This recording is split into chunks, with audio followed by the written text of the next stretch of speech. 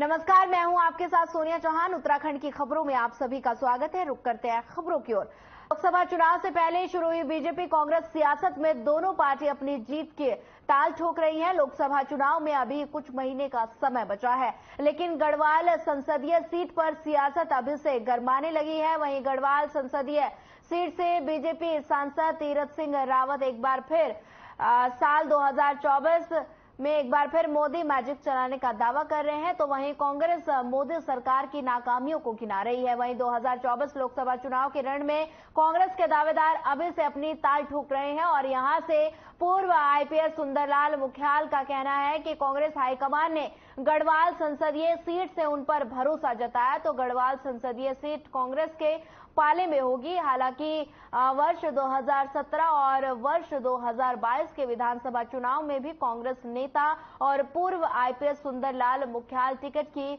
आश कांग्रेस हाईकमान से लगा रहे थे, लेकिन टिकट न मिलने के बाद एक बार फिर से वे 2024 के लोकसभा चुनाव में कांग्रेस हाईकमान से टिकट की आस लगा रहे हैं। लेकिन जनता 2024 में भी बीजेपी को सबक सिखाएगी। वहीं देवप्रयाग से बीजेपी विधायक विनोद कंडारी ने कि माने तो पीएम मोदी के पिथौरागढ़ दौरे के बाद भाजपा की राह चुनाव में आसान हो जाएगी।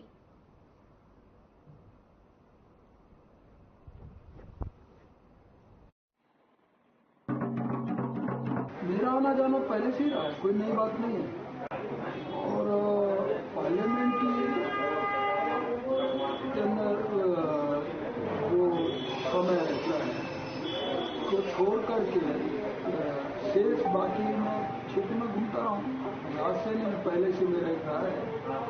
बल्कि मैं तो कहता हूँ समय कम मिलता है पार्लियामेंट के लगातार एक डेढ़ महीने का हाउस चल रहा है और नियमित इस तरह का चलता है। फिर कमेटियों का दौरा होना, इंस्टीट्यूट में अध्ययन दल हमारा जाता है, हर 10-15 दिन बाद कमेटी की मीटिंग दिल्ली में होती है, तो उस हिसाब से समय कम मिल पाता है। लेकिन जो समय मिलता है वो मेरा क्षेत्र के लिए होता है, जनता के लिए होता है। उत्तराखंड की 5वीं भारतीय जनता पार्टी पुनः जीत रिकॉर्ड जीत अर्थ करिए। आपने देखा होगा कि माननीय प्रधानमंत्री जी के अभी कुछ दिन पहले पिथौरागढ़ में आए, पब्लिक का क्या प्यार क्या उमार था। और निश्चित तौर पर जो 2024 के जो लोकसभा चुनाव विकास के नाम पर होगा, आप ऑल के नाम पर होगा, आपके रेलवे के नाम पर होगा। बहुत सारे संस्थान भारत सरकार ने उत्तराखंड में खोले, बहुत सारी परियोजनाएं उत्तराखंड को दी है। तो निश्चित तौर में लगता हूँ कि पूर्णतः जो है उत्तराखंड में 5वीं सीट भारतीय जनता पार्टी जीतेगी और एक बार पुनः तीसरी बार जो है प्रचंड बहुमत के साथ देश के प्रधानमंत्री नरेंद्र मोदी जी की वोट ये तीरथ सिंह रावत जी की वजह से निगेटिव वोट पड़ेंगे और हमारा कांग्रेस कैंडिडेट जीतेगा। मैं भी दावेदारी करूंगा। मुझे भी टिकट अगर हाईकमांड ने टिकट दे दिया तो मैं भी उसमें दावेदारी करके चुनाव मैदान में उतरूंगा। प्रतिनिधित्व करता हूं तो यहाँ क्षेत्र के लोगों के साथ मिल बैठ करके हम यहाँ के विकास की योजनाएं बनाएंगे और यहाँ की विकास की योजना आप पत्रकार बंधु जितने भी हैं, प्रेस रिपोर्टर हैं, चैनल वाले हैं, मैं सभी से संपर्क करके यहाँ की बार एसोसिएशन वाले हैं, बुद्धिजीवी लोग हैं, सबसे मिलजुल करके बैठ के इस क्षेत्र के विकास के लिए हम कार्य करेंगे।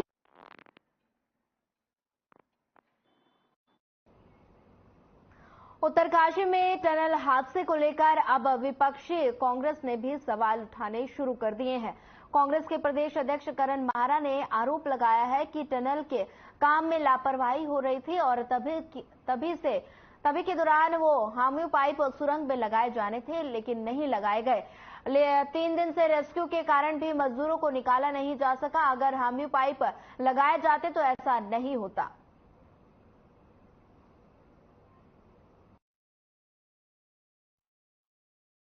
जी निश्चित ही रेहड़ी की घटना में आपने देखा कि किस तरीके से हिलुजत हुई और जब बॉडीज प्राप्त हुई तो उसमें से कुछ एक बॉडी ऐसी थी जो 8 या 10 घंटे पहले जिनकी मृत्यु हुई थी। अगर उसको हम 2-3 दिन पहले अगर हम डिस्क्लोज कर दे, खोल लेते तो वो कुछ लोगों की जान बच सकती थी।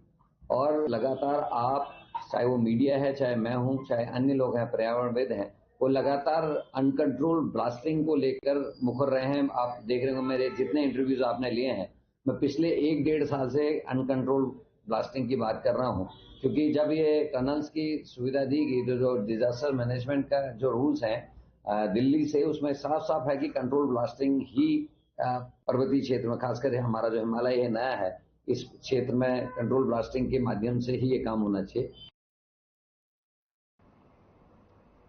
उत्तरकाशी के ब्रह्माखाल बडकोट के बीच धंसी टनल में 25 श्रमिकों को बाहर निकालने की प्रक्रिया लगातार जारी है। आपको बता दें कि प्रदेश के आपदा प्रबंधन सचिव रंजीत सिन्हा ने कहा कि प्लान ए, बी और सी के तहत काम किया जा रहा है। उन्होंने कहा कि अगर सब कुछ ठीक रहा तो अगले 24 घंटे के अंदर फंसे मजदूरों को बाहर निकाल लिया जाएगा। साथ ही उन्होंने कहा कि सबसे पहले प्लान ये है कि मजदूरों को ऑक्सीजन, पानी और भोजन आदि पहुंचाया जाए। इसके साथ प्लान बी के तहत मलबे को हटाने की प्रक्रिया लगातार जारी है, और लेकिन जितना मलबा हटाया जा रहा है फिर मलबा वहां से गिरता भी जा रहा है। हालांकि अच्छी बात यह है कि मलबा गिरने की तुलना में ज्यादा हटाया जा रहा है। आपदा प्रबंधन सचिव ने कहा कि प्लान तीसरा ये है कि ड्रिल करके वहां पर बड़ी बड़ी पाइपों को भेजा जाए, जिसके सहारे वहां फंसे मजदूरों को बाहर निकल जाए।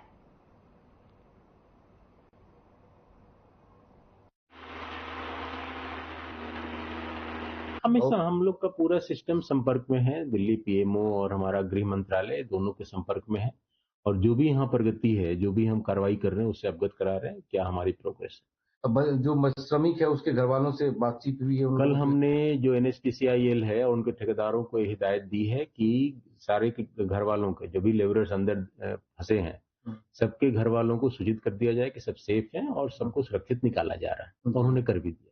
ये अभी पॉजिटिव है आप लोग इसको लेकर कि जल्दी हम लोग निकाल लेंगे? बिल्कुल बिल्कुल, इसमें कोई डाउट नहीं है इसमें सक्सेसफुल नहीं होंगे। जो घर वाले उनके देख रहे हैं उनके लिए कोई संदेश? मैं ही कहूंगा उनके लिए कि सब बिल्कुल ये रखें, धैर्य रखें और कूल रहें। हम सबको सुरक्षित निकाल करके उनके घर पहुंचा दें।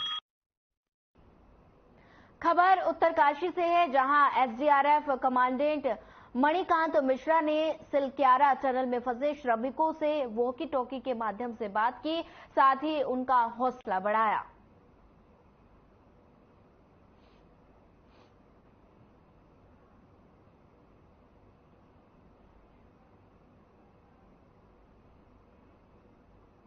समान नागरिक संहिता कानून के लिए बनाई गई कमेटी ने सरकार को ड्राफ्ट सौंप दिया है, और इस बात की जानकारी कैबिनेट मंत्री सौरभ बहुगुणा ने दी है। उन्होंने कहा कि जल्द ही विधानसभा का विशेष सत्र बुलाकर इसको टेबल किया जाएगा। उधर कांग्रेस ने कहा कि जब बिल विधानसभा के पटल पर रखा जाएगा तो ये भी साफ हो जाएगा कि ड्राफ्ट में क्या कुछ प्रावधान किया गया है। वहीं उस पर कांग्रेस के विधायक सदन पर अपनी प्रतिक्रिया जाहिर करेंगे।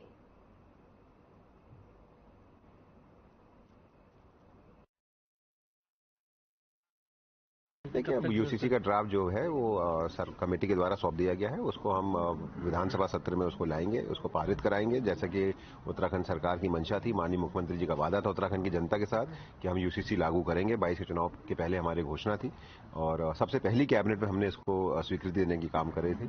और मुझे पूर्ण उम्मीद है कि जल्द से जल्द ये सत्र बुलाएंगे और उस सत्र में उस यूसीसी को और हमारे राज्य आंदोलनकारियों वाला जो आरक्षण है उसको हम स्वीकृति देके और उसको उत्तराखंड में पारित करेंगे। देखिए, ये भारतीय जनता पार्टी का अपना एजेंडा है। वो अगर टेबल करना चाहते तो करें, जो हमको कहना होगा हमारे लोग सदन में करेंगे, चर्चा करेंगे, देखते हैं उस ड्राफ्ट में क्या है। क्योंकि हमने इनसे ड्राफ्ट मांगा था, क्या उद्देश्य है कहा था, तो उन्होंने हमको दिया नहीं। न सरकार ने उपलब्ध कराया और न ही जो कमेटी बनी है, ड्राफ्ट कमेटी थी, हमने उनको भी पत्र लिखा था, उन्होंने भी हमको नहीं दिया है। देखते हैं सदन में आता है फिर क्या उस ड्राफ्ट में है, उसमें देखने के बाद हमारे लोग सदन में उसमें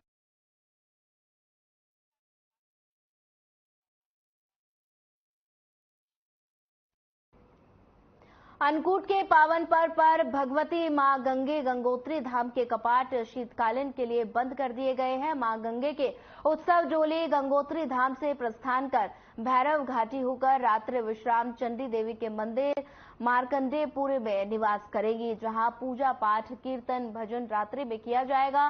सभी तीर्थयात्री स्थानीय निवासी मां गंगे के उत्सव डोली के साथ मुखी मठ पहुंचेगी। वहीं मंत्र उच्चारण के साथ ही शीतकालीन यात्रा 6 महीने के लिए मां गंगे के दर्शन पूजन किए जाते हैं। की जय। मां भगवती गंगा की डोली हजारों श्रद्धालुओं के साथ विदा हो चुकी है और रात्रि विश्राम हम लोग देवी मंदिर में करेंगे। 15 तारीख को सभी पहुंचेंगे। 6 माह तक मां गंगा के निरंतर दर्शन और मां गंगा से निरंतर हम कल से पूजा कर रहे हैं। जो सिलचार घटना घटी है, मां गंगा से प्रार्थना है सारे लोग सुरक्षित रह के आ जाए। मां भगवती ऐसा ही करेगी, ऐसी मेरी आपको प्रार्थना है। आप सब देशवासियों को बहुत बहुत धन्यवाद। आप सब लोग मुखबा में दर्शन करने बना रहे हैं। इन शब्दों के साथ आप सबका स्वागत, आभार। जय गंगा मैया। धन्यवाद।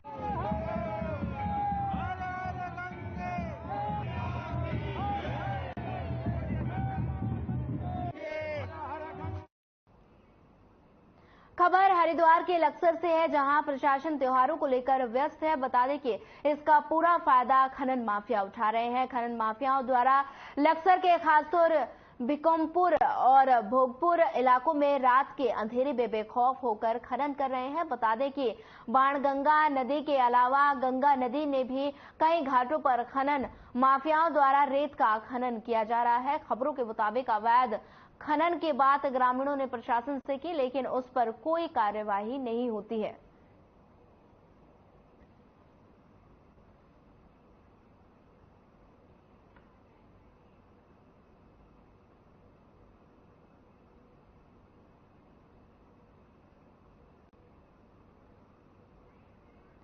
बता दें कि हरिद्वार की तस्वीरें हैं, जहां पर खनन माफिया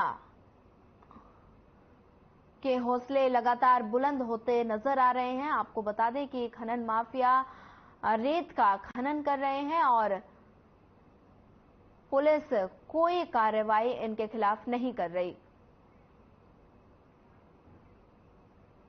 दिल्ली के प्रगति मैदान में चल रहे 42वें भारत अंतर्राष्ट्रीय व्यापार मेले में उत्तराखंड पवेलियन हॉल नंबर 5 पर प्रतिभाग किया जा रहा है, जिसमें उत्तराखंड पवेलियन के निदेशक प्रदीप नेगी ने बताया कि राज्य के पवेलियन में कुल 36 स्टॉल लगे हैं, जिसमें उत्तराखंड हथकरघा और हस्तशिल्प विकास परिषद के अधीन हिमाद्री का भी स्टॉल लगा है। बता दें कि इस वर्ष भारत अंतर्राष्ट्रीय व्यापार मेले की थीम वसुधैव कुटुंबकम और मेले में फोकस राज्यों में दिल्ली, जम्मू कश्मीर और झारखंड, पार्टनर राज्यों में बिहार और केरल के रूप में प्रतिभाग कर रहा है।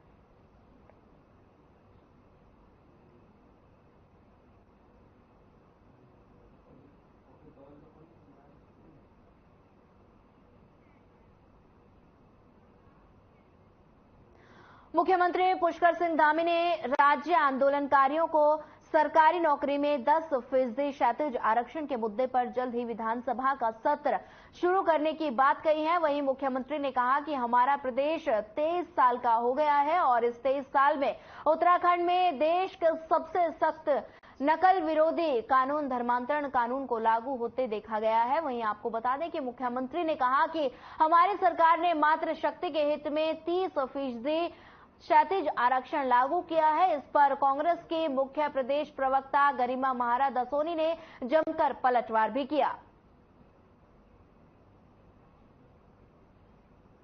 भेड़िया आया वाली कहावत को चरितार्थ कर रहे हैं मुख्यमंत्री। राज्य आंदोलनकारियों को क्षैतिज आरक्षण पर कितनी लंबी चर्चा ऑलरेडी उत्तराखंड में हो चुकी है। एक मजाक का केंद्र बना दिया आपने राज्य आंदोलनकारियों को। आपके शहरी विकास मंत्री ने बेइज्जत करके अपने घर से उनको निकाला और उनको जिस लहजे में हड़काया धमकाया गया वो निश्चित रूप से दुर्भाग्यपूर्ण था। जिन लोगों की बदौलत ये राज्य हमको मिला है उनकी ये दुर्गति देखकर वाकई मन में पीड़ा होती है। और आपको अगर ये लाना ही था तो पहले ही आप सत्र में स्पेशल इसके लिए प्रावधान करके आप इसको ला सकते थे। प्रवर समिति को इसको सौंपना ही अपने आप में बेईमानी साबित किया आपने। और लगातार प्रवर समिति का आपने जिस तरह से कार्यकाल बढ़ाया उससे आपकी मंशा जाहिर हो गई। अब आप सत्र में लाएंगे या फिर कोई पेंच फंसाएंगे, क्योंकि आप अपनी क्रेडिबिलिटी खत्म कर चुके हैं। सोमवार को सोमवती का अमावस्या का स्नान पर हर की पौड़ी पर गंगा स्नान करने के लिए श्रद्धालुओं का जन सैलाब उमड़ा। धर्मनगरी हरिद्वार में सुबह तड़के से ही श्रद्धालुओं की भारी भीड़ देखने को मिल रही है। विश्व परिषद हरिद्वार की हर की पौड़ी पर श्रद्धालु मां गंगा में आस्था की डुबकी लगाकर अपने आप को बहुत ही भाग्यशाली मान रहे हैं और मां गंगा से अपने और देशवासियों के लिए सुख शांति की कामना भी कर रहे हैं। देश के कोने कोने से श्रद्धालु हरिद्वार की हर की पौड़ी पर पहुंचकर मां गंगा में आस्था की डुबकी लगा रहे हैं।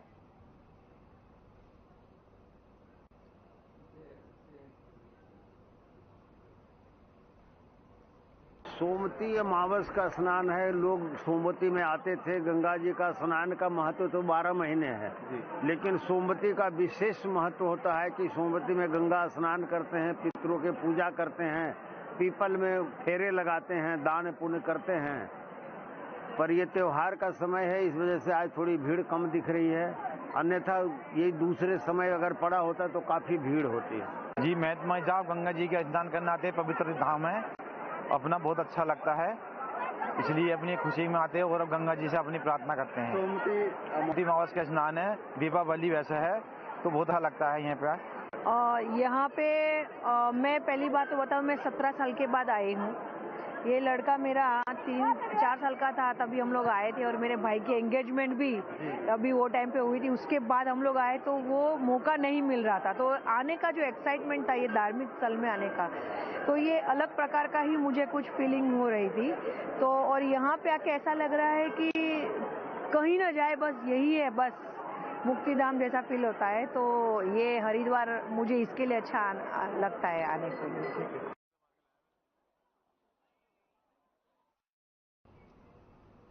लक्सर के देबू का डेरा प्रहलादपुर मरादपुर के जंगल में आबकारी विभाग ने छापेमारी की और अवैध कच्ची शराब बनाने वाले कई अड्डों पर सर्च किया। वहीं बता दें कि छापेमारी के दौरान 1000 लीटर लहन नष्ट किया गया। मौके से 20 लीटर अवैध कच्ची शराब बरामद की गई। ये छापेमारी आबकारी निरीक्षक मनोहर लाल पटियाला के नेतृत्व में की गई।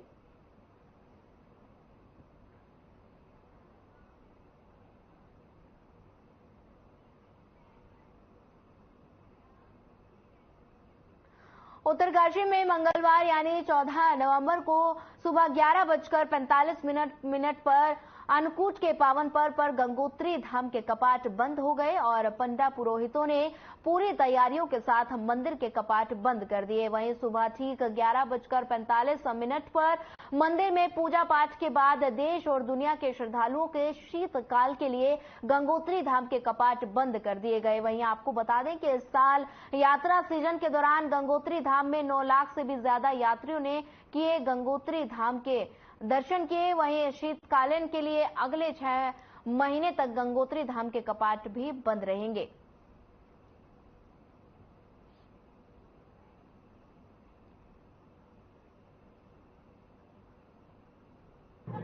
जय गंगा मैया। आज ठीक 11:45 पर मां भगवती गंगे के कपाट शीतकालीन दर्शनों के लिए बंद कर दिए जाएंगे और अब इसके बाद मां गंगा के जो दर्शन हैं वो शीतकालीन मठ मुखबा में होंगे। आज रात्रि को मां गंगा जी भगवती के मंदिर में, मारकंडे के पास भगवती का मंदिर है, वहां पर निवास करेगी। ठीक 11:45 में भगवती गंगे के कपाट बंद होकर के मां गंगा जी यहाँ से प्रस्थान करेगी। थोड़ी देर बैरम गाड़ी में विश्राम करेगी और उसके बाद मां गंगा जी के दर्शन शीतकालीन प्रवास मुखबा में होंगे। और अगले वर्ष अखा तीज को मां गंगा जी के कपाट पुनः खुलेंगे और तब यहाँ पर सभी भक्तों को मां गंगा जी के मूर्ति के दर्शन सुलभ हो पाएंगे।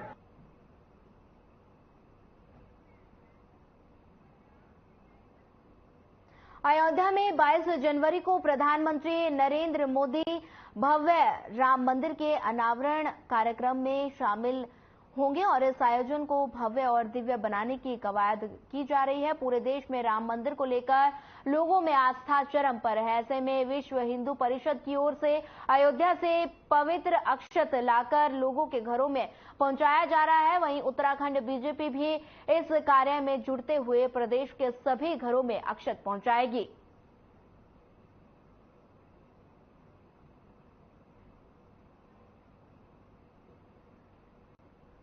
पिछले सैकड़ों वर्षों से भगवान रामचंद्र जी का जो मंदिर अयोध्या में बनने का सपना भारतीय समाज के अंदर था, वो 22 जनवरी को पूर्ण होने जा रहा है।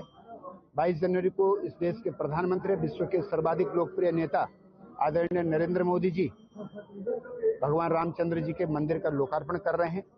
उससे पूर्व पूरे भारतीय समाज को, भारतीय संस्कृति के मानने वालों को, भगवान रामचंद्र जी पर आस्था रखने वाले इस देश के प्रत्येक नागरिक तक वहां से पूजित अक्षत घर घर में पहुंचाने का काम विश्व हिंदू परिषद के द्वारा किया जा रहा है और भारतीय जनता पार्टी उसमें सहयोगी के रूप में काम करेगी।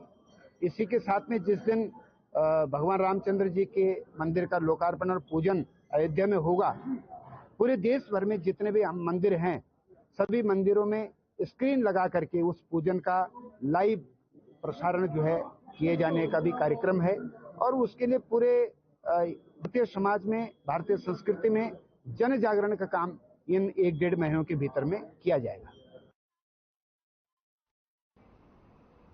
देहरादून में स्वास्थ्य सेवाओं को लेकर अधिकारी काफी अलर्ट रहे और राजधानी के सबसे बड़े अस्पताल दून मेडिकल कॉलेज अस्पताल में चिकित्सकों के रिजर्व ड्यूटी लगाई गई थी। दीपावली के पर्व पर कई घटनाएं होती हैं और ऐसे में अस्पताल में घायलों और मरीजों की एक लंबी लिस्ट भी देखी जाती है और इस बार सबसे अच्छी बात ये रही कि कुछ छोटी घटनाओं के अलावा बहुत बड़ी घटना सामने नहीं आई है और यही वजह है कि चिकित्सालय में कोई बड़ी दुर्घटना के मरीज नहीं आए हैं।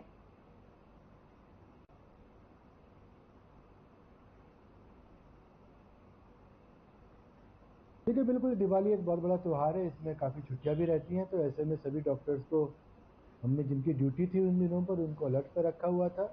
और आपने देखा होगा एक उत्तरकाशी में जो यमुनोत्री टनल में भी घटना हुई है जिसमें हमारे काफ़ी मजदूर भाई ट्रैप्ड हैं, तो उनके लिए भी हमने अलर्ट पर रखा हुआ है अपनी टीम को कि जैसे ही वो आएंगे यहाँ तो उनको हम लोग प्राथमिक चिकित्सा या जो भी जिस लेवल की चिकित्सा देनी है वो तो तैयारी रहें। तो ऐसे में हमेशा एक रूटीन है कि त्योहारों के आसपास हम लोग, क्योंकि छुट्टियाँ होती हैं तो एक रोस्टर सबसे ले लिया जाता है कौन ड्यूटी पर रहेगा और कौन ड्यूटी करेगा, तो वो सब हमारा एक सुचारू रूप से चला है।